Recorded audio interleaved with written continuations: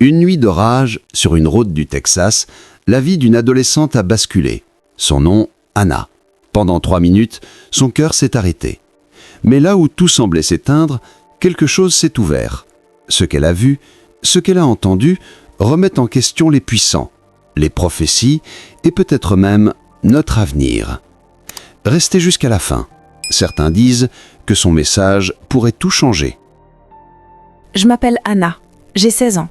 Et avant cet accident, ma vie n'avait rien d'exceptionnel.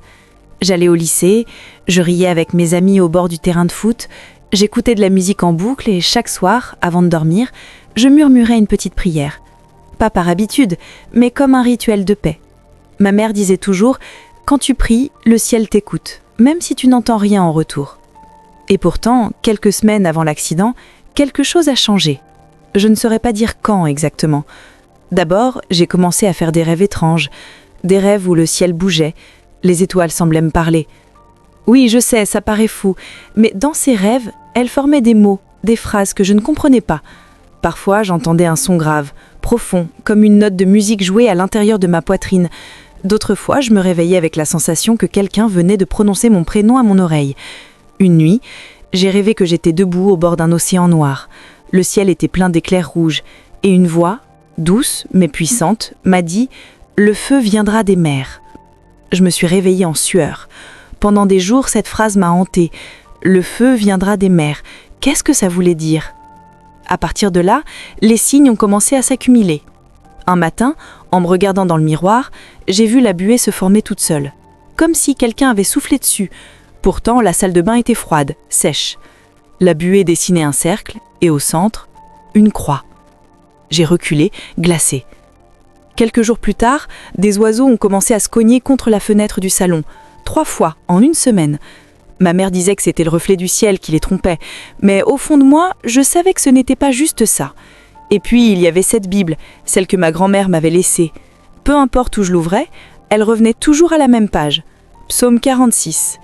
Dieu est pour nous un refuge et un appui, un secours qui ne manque jamais dans la détresse.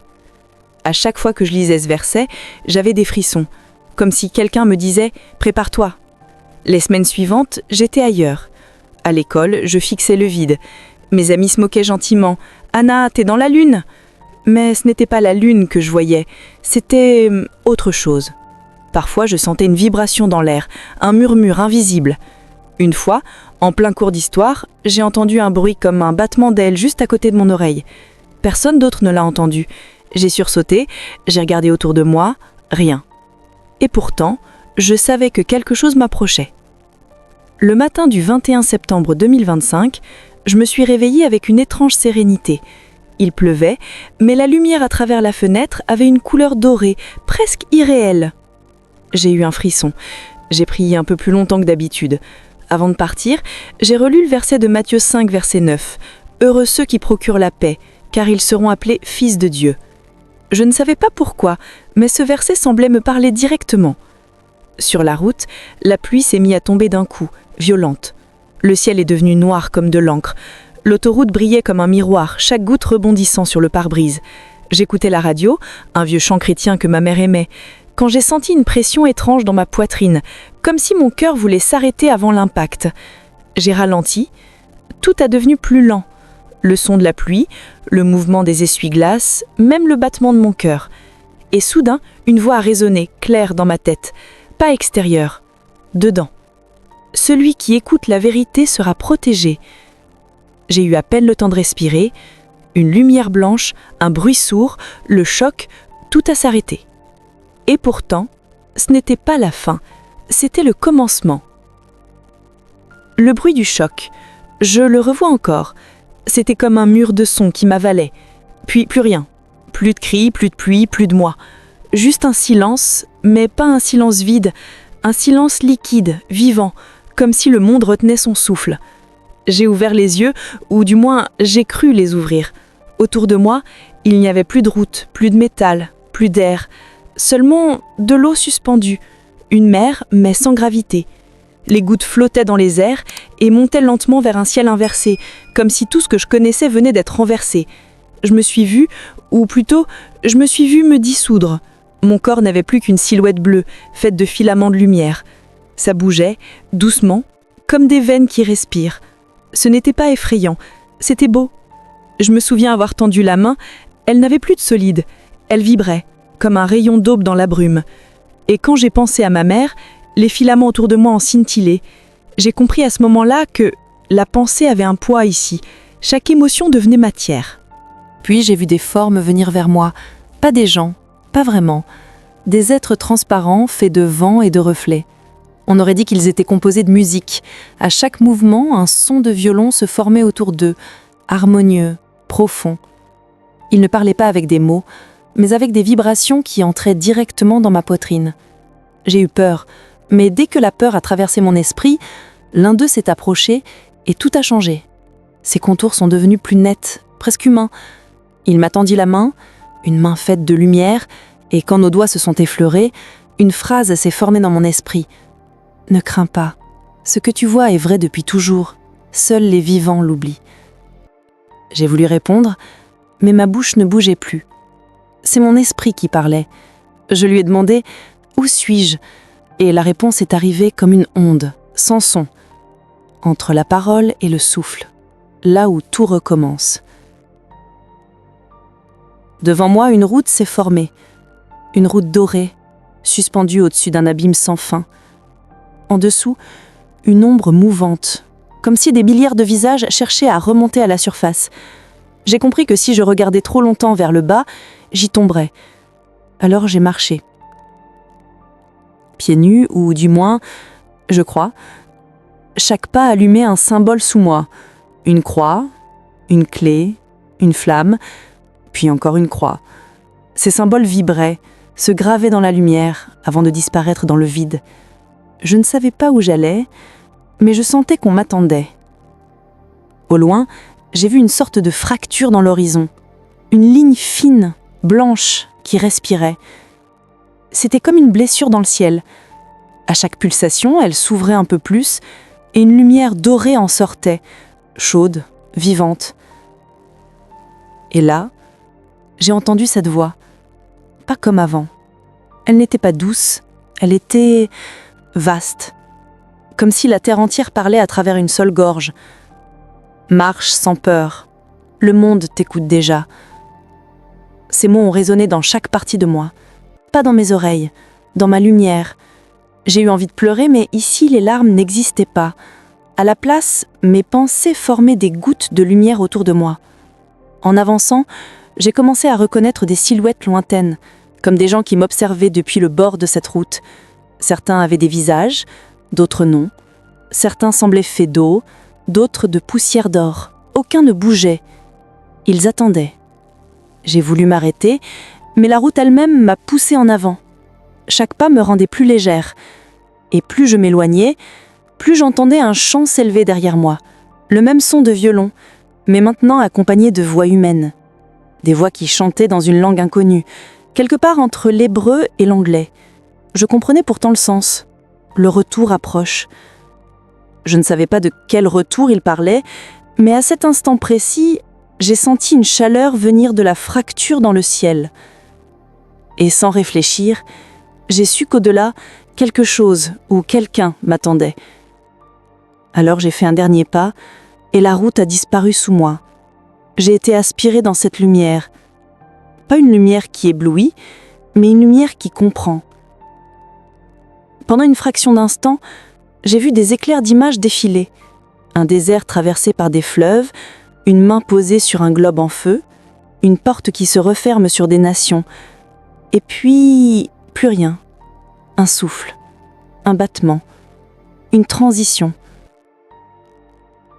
Je n'étais plus sur la route. J'étais ailleurs. Dans un lieu où la lumière elle-même semblait respirer. Je n'étais plus Anna, j'étais regardée. Je ne me souviens pas du moment exact où j'ai quitté la route dorée. C'est comme si la lumière elle-même m'avait avalée, puis recrachée dans un autre monde. Mais celui-ci n'était pas de ciel. J'étais dans une salle, immense, vivante. Les murs étaient faits de cristal mouvant. Ils respiraient, palpitaient, comme si la lumière coulait à travers eux. Chaque surface reflétait quelque chose de différent. Ici, une foule à prier, là, des drapeaux qui se mêlaient, l'américain et l'israélien, tissés ensemble par un vent invisible. Mais ce n'étaient pas des reflets statiques. Ils bougeaient, réagissaient, s'étiraient au rythme d'un battement lointain, peut-être le battement du monde. Au centre de la salle, il y avait une table. Pas une table de bois ou de pierre, une table de lumière pure, suspendue dans le vide. Autour d'elle, 2 silhouettes étaient assises. Je les ai reconnues avant même de comprendre. Donald Trump, Benjamin Netanyahou. Mais ce n'étaient pas eux, pas exactement. Leurs visages semblaient faits d'eau et de feu en même temps. Chaque fois que l'un d'eux changeait d'émotion, le monde autour de lui réagissait. Quand Trump esquissait en fond rire, un bruit de foule éclatait quelque part dans les murs. Quand Netanyahou fermait les yeux, des nuages sombres envahissaient la salle. Ils parlaient, mais sans son. Leurs paroles formaient des symboles dans l'air, des spirales dorées qui se brisaient avant d'atteindre le plafond. Je ne comprenais pas leurs mots, mais je sentais une tension, quelque chose entre promesse et défiance. Puis tout a arrêté. Le silence est tombé, lourd, total, et j'ai senti la présence. Elle ne venait pas d'en haut, ni d'en bas. Elle descendait de partout à la fois. Un souffle profond, sacré, qui faisait trembler le cristal. Alors même ces 2 hommes se sont inclinés. Leurs silhouettes sont pâlies, comme des enfants pris en faute. Et la voix est venue. Pas une voix humaine, une onde, une vérité nue. Ils croient œuvrer pour la paix, mais leur cœur cherche la gloire. Ces mots ont résonné dans chaque partie de moi. Pas dans mes oreilles, dans ma lumière. J'ai eu envie de pleurer, mais ici, les larmes n'existaient pas. À la place, mes pensées formaient des gouttes de lumière autour de moi. Sous mes pieds, le sol s'est ouvert. Une carte du monde s'est dessinée dans la lumière. Continent fait de feu, océan d'un bleu froid. Et soudain, le feu a commencé à monter depuis les mers. Pas un feu rouge, mais un feu d'argent, presque beau. Un feu silencieux. Les drapeaux se sont tordus, les visages des 2 hommes ont tremblé, se fondant dans les reflets du sol, et les voix dans la salle ont cessé d'exister. Je voulais parler, crier, dire « arrêtez », mais ma bouche n'émettait plus de son. À la place, de ma gorge sortaient des filaments de lumière blanche, des mots sans lettres, des prières sans langue. Et puis, il est apparu, pas comme dans les tableaux, pas comme dans les églises. Jésus, ses cheveux n'étaient pas d'or, mais d'argent vivant, et son regard n'avait ni âge ni couleur. Ses yeux contenaient le ciel et la nuit, la compassion et le jugement. Son manteau ondulait lentement, couvert de constellations mouvantes. Chaque étoile battait au rythme d'un cœur invisible. Quand il a marché, le feu s'est apaisé. Quand il a levé la main, les reflets se sont tus. Trump et Netanyahou se sont figés comme des statues de verre fissurées. Il s'est approché de moi. Son visage n'était pas sévère. Il portait une immense fatigue, celle de quelqu'un qui voit trop loin. Il a posé sa main sur mon épaule. Je n'ai rien ressenti au début, puis un courant, chaud, calme, presque insoutenable, m'a traversé de part en part. J'ai vu, dans ses yeux, défiler des images, des temples renversés, des mers qui se séparent, un enfant qui tient une bougie dans le vent. Puis il a parlé. Pas fort, pas avec la bouche. Sa voix venait de l'intérieur du monde. Ce que tu verras ensuite, aucun œil n'est prêt à le porter. À ces mots, la salle s'est fissurée. Les murs se sont mis à fondre, comme si le cristal pleurait. Les reflets se sont détachés, devenant des larmes de lumière qui tombaient dans le vide. Trump et Netanyahou ont disparu dans une brume dorée. La table de lumière s'est repliée sur elle-même, avalée par un point unique. Et moi, j'ai senti que je n'étais plus sur le sol. Quelque chose me tirait vers le haut, ou peut-être vers l'intérieur de la lumière. Tout tournait, se recomposait. Des visages de peuples, des langues, des promesses non tenues. Tout fusionnait dans un seul cri silencieux. Et cette phrase répétée comme un écho infini, Ils croient œuvrer pour la paix. Puis plus rien. Un souffle. Une transition. J'étais prête à voir le dernier monde, celui dont ils disaient qu'aucun œil ne pouvait le porter. Je ne sais pas si je suis tombée ou si la lumière m'a laissé tomber. Tout est allé si vite. Le silence de la salle s'est brisé comme du verre et j'ai senti mon corps, ou ce qu'il en restait, basculer dans un espace sans direction. Je ne descendais pas, je chutais vers l'intérieur de moi-même. Quand j'ai ouvert les yeux, tout était inversé. Le ciel se trouvait sous mes pieds. Un ciel liquide, bleu profond, parcouru d'éclairs d'or, et au-dessus de moi, une terre suspendue, immense, qui respirait comme un animal endormi. Je me tenais dans une vallée à l'envers. Des arbres y poussaient la tête en bas. Leurs racines pendaient dans l'air, brillantes comme des veines d'or pur. Elles pulsaient doucement, au rythme d'un cœur invisible. Chaque pulsation faisait vibrer le ciel sous mes pieds, comme si je marchais sur une peau vivante. Le silence ici n'était pas vide. Il chantait, un murmure continu, doux, presque humain. J'ai avancé, et soudain j'ai vu des enfants. Ils jouaient entre les racines suspendues, riant sans bruit. Chacun tenait une petite sphère lumineuse dans ses mains. Des boules de lumière si pures que mes yeux pleuraient rien qu'à les regarder. L'un d'eux s'est approché. Ses yeux brillaient comme deux perles dans la brume. Je lui ai demandé, d'une voix tremblante, « Qu'est-ce que c'est dans tes mains ?» Et il a souri. Sa bouche ne s'est pas ouverte, mais j'ai entendu sa réponse dans mon esprit. Chaque sphère, c'est une prière entendue. Il a levé sa main et la boule a éclaté doucement, libérant une pluie d'étincelles qui se sont fondues dans le ciel inversé. Chacune de ces étincelles devenait un souvenir, un enfant priant pour sa mère, un soldat demandant le pardon, une femme criant dans la nuit.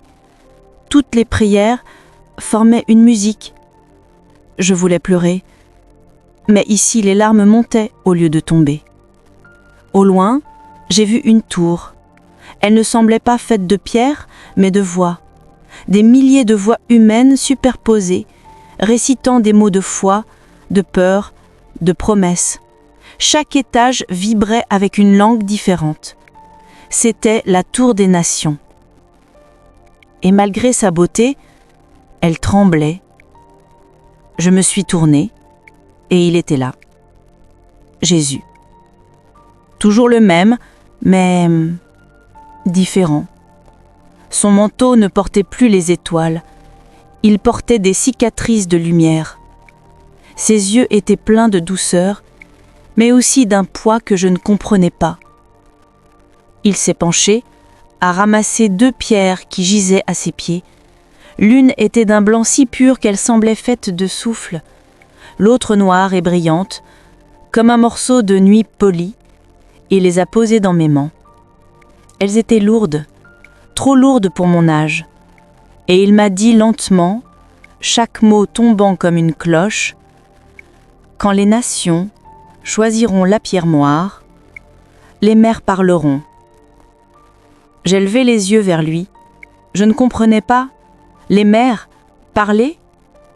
Mais dans son regard, j'ai vu des vagues de feu, des tempêtes de cendres, des rivages engloutis dans le silence. Alors il a ajouté, plus doucement, « Parle, Anna, même si le monde se tait. » Ces mots ont tout changé. Ils ont traversé mon être comme un éclair. Je sentais qu'il ne parlait pas seulement à moi, il parlait à travers moi. Et c'est là que tout s'est écroulé. Le ciel sous mes pieds s'est fendu, le sol, ou plutôt le vide, a crié. Un son perçant, comme 1000 sirènes venues d'un autre plan. Les enfants ont disparu, les racines se sont repliées sur elles-mêmes, et la lumière m'a englouti d'un coup. Je tombais, encore. Mais cette fois, la chute faisait mal, très mal. Des éclairs me traversaient, mon souffle se brisait. J'entendais des voix humaines, des bruits de pas, des pleurs. Et soudain, un son métallique, strident, des sirènes, des gens qui criaient « Elle revient !» son cœur bat. J'ai ouvert les yeux, la lumière blanche du plafond d'hôpital m'ablouit. Mon corps tremblait, trempé de sueur et de sang. Je voulais parler, mais ma gorge brûlait. Alors j'ai murmuré la seule chose que je me souvenais encore. Les mères vont parler. Et juste avant de perdre conscience à nouveau, j'ai cru entendre au loin une voix douce, celle de Jésus murmurant encore « Parle, Anna, même si le monde se tait. » Quand j'ai ouvert les yeux, tout semblait flotter. Les lumières du plafond vibraient comme des lucioles. Et les machines à côté de moi, je ne sais pas comment l'expliquer, elles chantaient. Pas un bip normal, non, chaque son ressemblait à une note, comme si les machines essayaient de me parler dans un langage qu'elles venaient d'apprendre. J'étais là, allongée, un tube dans le bras, des électrodes partout, et en pourtant, je n'avais plus peur. Je sentais juste un vide immense, mais doux, comme si une main invisible caressait ma tête. J'ai pleuré sans raison. Pas de douleur, pas de souvenir net, juste des larmes qui coulaient toutes seules. Une infirmière m'a dit « Doucement, Anna, tu es vivante. » Vivante. Ce mot sonnait bizarre, presque étranger. Parce que je savais, au fond, que j'étais morte. Pas longtemps, mais assez pour voir ce qu'aucun être humain n'est censé voir. Les jours suivants, je parlais peu. Ma voix tremblait, ma tête bourdonnait. Je ne pouvais pas dormir. Chaque fois que je fermais les yeux, je voyais des images. Des mers en feu, des visages qui changeaient comme des reflets, et cette tour faite de voix humaines, qui vibrait encore quelque part. Alors j'ai commencé à écrire, partout. Sur des feuilles, sur mes draps, sur maman. Je dessinais des symboles sans savoir ce qu'ils voulaient dire. Des cercles traversés de flammes, des vagues qui montaient vers le ciel, et au centre, toujours, une flamme bleue. Ma mère pleurait en me voyant. Les médecins disaient que c'était un syndrome post-traumatique, une forme d'hallucination après le choc. Mais moi, je savais. Ce n'était pas un rêve. C'était plus réel que tout ce que j'avais vécu ici-bas. Une phrase revenait sans cesse, comme une chanson intérieure. Ils croient bâtir la paix, mais ils nourrissent la peur. Je ne savais pas de qui ils parlaient exactement, de « ils ». Mais quand j'ai vu les infos à la télévision, j'ai compris. L'écran montrait un grand sommet politique entre les États-Unis et Israël. Les drapeaux, les sourires, les discours sur la paix durable. Et là, entre les flashs des caméras, j'ai vu leurs visages. Donald Trump, Benjamin Netanyahou, les mêmes que dans ma vision, assis à cette table de lumière. Mon cœur s'est serré. C'était la salle des serments. Mais ici, elle n'était plus faite de cristal. Elle était faite de béton, de promesses et de silence. J'ai coupé le son. Et dans le silence du salon, j'ai entendu à nouveau ce murmure venu d'ailleurs. Le monde t'écoute déjà. Alors j'ai compris que je ne pouvais plus me taire, même si on se moquait, même si on me traitait de folle. Le soir même, j'ai ouvert mon carnet et j'ai écrit « Je n'ai rien contre eux, mais j'ai tout contre le mensonge ». J'ai relu cette phrase des dizaines de fois. Elle vibrait, comme si quelqu'un d'autre l'avait écrite à travers moi. Depuis, je remarque des choses que je ne voyais pas avant. Quand les gens mentent, je sens une chaleur étrange dans ma poitrine. Quand quelqu'un prie sincèrement, je vois presque une lueur autour de lui. Et quand je regarde la mer, je jure qu'elle respire. Parfois, elle murmure, comme si elle voulait me prévenir. Je ne suis plus la même Anna. L'ancienne riait pour cacher ses doutes. La nouvelle se tait pour écouter ce qui ne s'entend pas. J'ai commencé à témoigner, timidement. Une vidéo, une seule, que j'ai publiée sur Internet. Je pensais que personne ne la verrait. Mais elle s'est propagée, comme une traînée de lumière. Des gens ont écrit qu'ils avaient rêvé des mêmes mères, qu'ils entendaient eux aussi des sons étranges dans leurs prières. Alors j'ai su, ce message n'était pas pour moi seul. C'était un avertissement. Je n'ai pas peur, même si certains me disent d'arrêter, parce que je sais ce que j'ai entendu, ce que j'ai vu, et je sais que ce n'était pas une menace, mais un appel. Quand les nations choisiront la pierre noire, les mers parleront. Ces mots me hantent. Je les entends parfois dans les vagues du Texas la nuit, et chaque fois que je vois aux infos des dirigeants se serrer la main, je me demande, ont-ils déjà choisi leur pierre ? Parfois je me dis que j'aurais préféré ne rien voir. Mais ce serait mentir, parce qu'au fond de moi je sens que quelque chose d'immense approche. Pas une guerre visible, quelque chose de plus silencieux, de plus profond. Un réveil. Je ne cherche pas à convaincre, je veux juste prévenir. Je n'ai pas demandé à voir, mais puisque j'ai vu, je ne peux plus me taire. Alors j'écris, encore. Et j'espère que quelqu'un quelque part lira ces mots et comprendra avant qu'il ne soit trop tard. Et chaque fois que je termine une page, je murmure la même prière. Que Dieu ait pitié de nous. La plupart des expériences de mort imminente évoquent une paix infinie, un amour sans condition, un retour réconfortant vers la lumière. Mais l'expérience d'Anna échappe à ce modèle. Elle n'a pas vu un paradis clos, ni un tunnel lumineux. Ce qu'elle a vu, c'est une décision en cours, un équilibre fragile entre la foi et l'orgueil des nations. Ici, la lumière n'est pas un refuge, c'est un miroir. Une lumière qui révèle les intentions plus qu'elle ne console. Dans la salle des serments, chaque émotion des puissants se traduisait en tempête ou en silence. Un symbole saisissant, le pouvoir spirituel n'est plus séparé du pouvoir politique. Les deux s'entrelacent, s'influencent, s'observent, comme si le ciel demandait des comptes à la terre. Jésus, dans cette vision, n'est pas venu pour rassurer. Il ne promet pas la paix, il en révèle la condition. Son regard n'offre pas de consolation facile, il demande la responsabilité. Il se tient comme témoin, pas comme juge. Et cela change tout, parce que son silence, avant sa parole, pèse plus que 1000 serments. Les symboles qu'Anna rapporte ne se retrouvent dans aucun autre récit tenu. Des mères qui parlent, des enfants faits de lumière jouant avec des prières, des pierres marquées foi et orgueil. Chaque élément semble traduire une vérité spirituelle en langage visuel, accessible mais insoutenable. Ce ne sont pas des visions de fin de monde, mais des images de choix collectifs. Ce qui rend cette EMI unique, c'est son appel au discernement. L'amour divin n'y est pas présenté comme un refuge, mais comme une épreuve. L'humanité est invitée à regarder ce qu'elle construit, à peser chaque décision, chaque silence, et surtout à reconnaître que la paix ne dépend pas d'accords signés, mais d'une intention pure. Ce témoignage n'apaise pas, il réveille, il ne caresse pas les cœurs, il les questionne.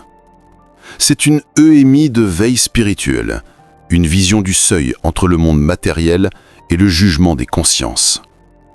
Anna n'est pas revenue avec des réponses. Elle est revenue avec une tâche, prévenir. Et c'est peut-être cela le signe le plus authentique d'une vraie rencontre avec la lumière.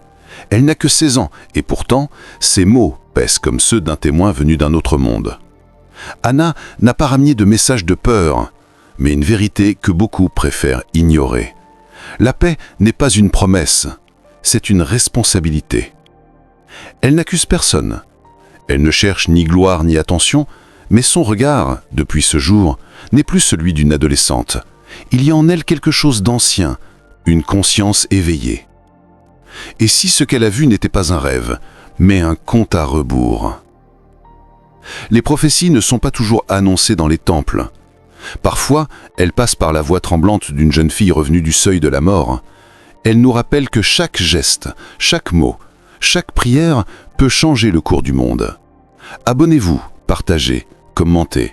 Chaque mot écrit devient une pierre blanche dans la tour qu'elle a vue, celle qui relie nos prières à la lumière. Et souvenez-vous, il ne voulait pas qu'elle vous le dise, mais maintenant vous le savez. Et peut-être que dès ce soir, tout commence à changer.